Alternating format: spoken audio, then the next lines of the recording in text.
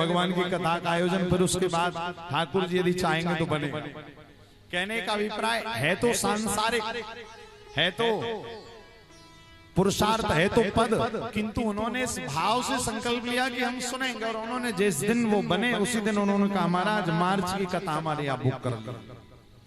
तो ये भगवान की कथा को सुनने का जो संकल्प दिल से ले लेता है, ठाकुर जी कह रहे हैं उसके जीवन के जाने अनजाने जो भी कामनाएं ठाकुर जी कह रहे हैं मैं पूर्ण कर देता हूं।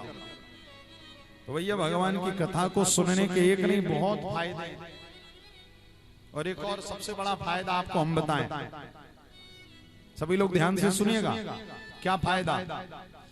आप लोग से अभी मैं एक क्वेश्चन कर रहा हूं कि बताइए यदि उमापुर में 24 दिसंबर से 30 दिसंबर तक ये कथा गाई जा रही है और आज 24 तारीख है और अभी बज रहा है लगभग 6:30 बजने वाला है, 5 मिनट बाद, तो सच्ची सच्ची बताइएगा यदि आप लोग इतने समय इस कथा में ना बैठे होते, अभी कथा ना हो रही होती, तो आप लोग क्या कर रहे होते?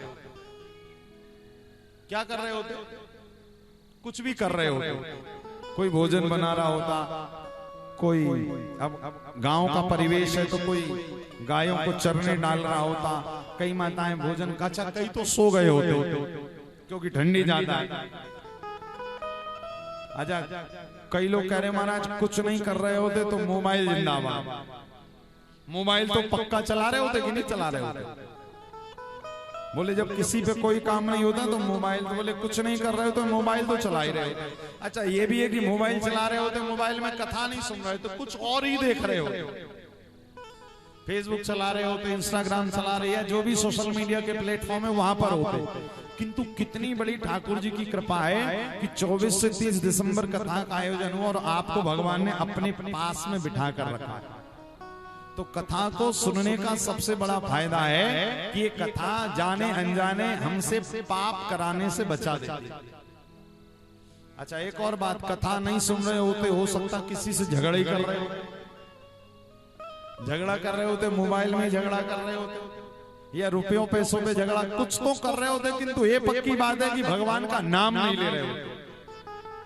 किंतु कथा का कितना बड़ा फायदा है कि 3 घंटे तक कथा आपको अपने पास बिठा कर रखी।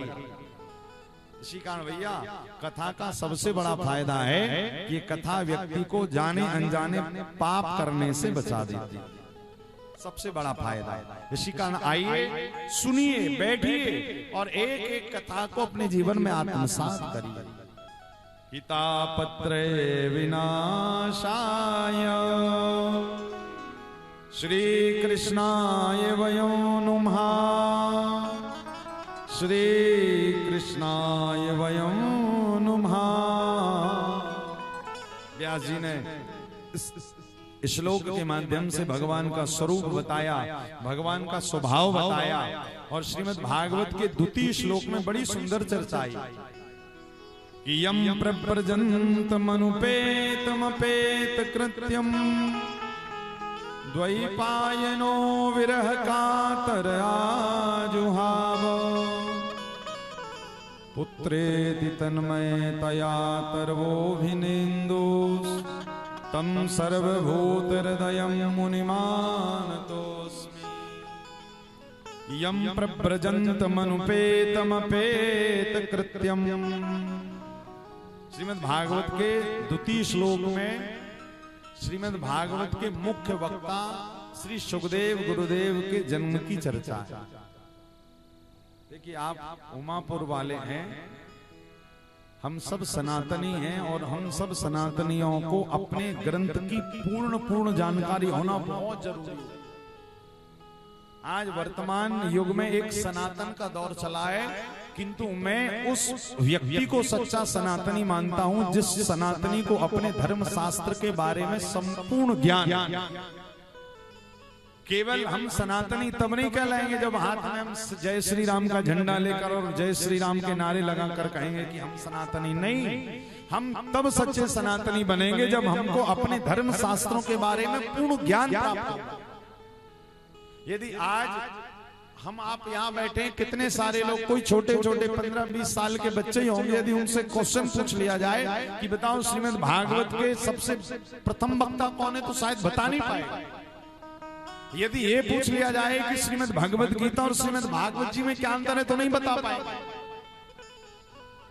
आज घर घर में श्री रामचरितमानस का पाठ होता है, किंतु कई लोग कहते हैं हमारे घर में रामायण हो रही है। ये क्या है? ये कहीं ना कहीं हमारे धर्म शास्त्रों के प्रति उदासीनता है। हम जानना ही नहीं चाहते। हम कथाओं में भी जाते हैं तो बस 2-3 घंटे गए, महाराज प्रसाद पाया और घर आकर कंबल तान कर सो गए। नहीं, हम तभी सच्चे सनातनी कहलाएंगे जब हमको अपने धर्म शास्त्रों के बारे में पूर्ण ज्ञान। इसी कारण श्रीमद् भागवत के द्वितीय श्लोक में, अब आप लोग सुन लीजिएगा, श्रीमद् भागवत के आदि वक्ता तो देवादिदेव महादेव हैं, किंतु श्रीमद् भागवत को जन जन तक पहुंचाने वाले भगवान श्री सुखदेव गुरुदेव। सुखदेव गुरुदेव की जन्म की चर्चा श्रीमद् भागवत में, यम प्रव्रजन्तमनुपेतमपेत कृत्यम द्वैपायनो विरह कातर आजुहाव। एक बड़ी सुंदर कथा दी है भगवान सुखदेव गुरुदेव के जन्म के लिए कि एक बार भगवान देवादिदेव महादेव और मां पार्वती कैलाश की उत्तंग शिखरों पर विराजमान, उत्तंग शिखरों पर बैठे हुए थे। तो कहते थे कि भोले बाबा तो भोले हैं कि नहीं है? कितने भोले हैं पता है आपको? अच्छा देखिए, किसी भी भगवान के नाम के आगे भोले नहीं लगता। बताइए लगता है? कोई नहीं कहता भोले राम, कोई नहीं कहता भोले कृष्ण। तो भोले हो ही नहीं सकते क्योंकि हैं ही नहीं। आज भी वृंदावन में गोपियां ठाकुर जी को टेढ़ा कहकर बुलाती।